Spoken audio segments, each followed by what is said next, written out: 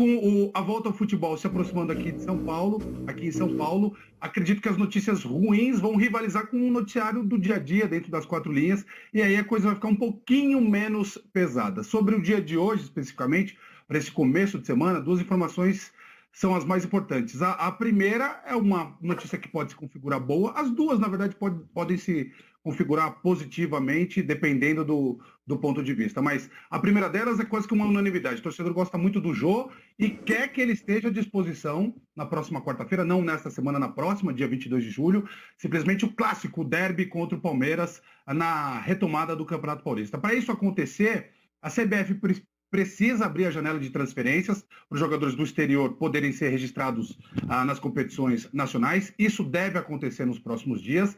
E aí, acontecendo isso, o Corinthians precisa receber a documentação do Nagoya Grampus lá do Japão. E aí é onde a coisa pode enroscar, porque o Jô pede alguns valores ainda para o time japonês. O time japonês entende que foi uma demissão por justa causa, que o Jô abandonou o posto dele, por isso não tem obrigação de pagar nada.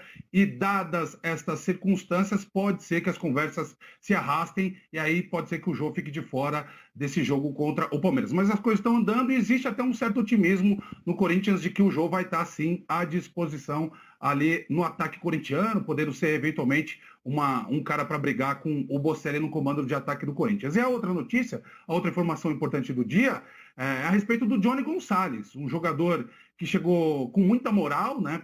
Pelo menos o Thiago Nunes elogiava muito esse jogador. Depois o Thiago Nunes disse que queimou etapas, né? Que colocou o Johnny Gonçalves para jogar antes do que era o correto, antes da adaptação dele se completar. O Johnny Gonçalves fez 4 jogos e havia um ruído de comunicação, porque a diretoria tinha o entendimento de que o empréstimo junto ao Benfica, que se encerrava agora no final do mês passado, já tinha uma compra fixada e era obrigatório o Corinthians pagar aproximadamente 3 milhões de euros, o que dá 18 milhões de reais, dependendo da cotação. O Corinthians seria obrigado a pagar esse valor. Só que essa informação já foi corrigida pelo Matias Ávila, diretor financeiro do Corinthians, e também pelo Duílio Monteiro Alves. Porque o que não se imaginava é que o Johnny Gonçalves não fosse bater o número mínimo de jogos para que a compra fixada fosse obrigatória. Todo mundo imaginava que ele fosse disputar essas partidas. Só que teve a pandemia, o futebol teve a parada e o Johnny Gonçalves só fez 4 jogos. Se ele fizesse o 5º jogo, o Corinthians seria obrigado a pagar esses 18 milhões de reais. O Corinthians nem pagaria, na verdade esse valor seria descontado da grana que o Benfica vai pagar pelo Pedrinho. E o Corinthians, todo mundo sabe, precisa muito de dinheiro, não quer que esse dinheiro seja descontado da venda total do Pedrinho.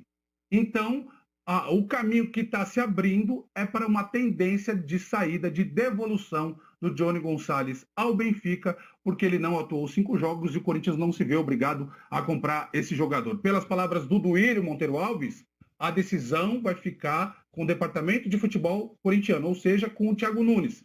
Mas vai pesar a conta, os 3 meses de salários atrasados, todo o quadro ruim do Corinthians financeiramente falando,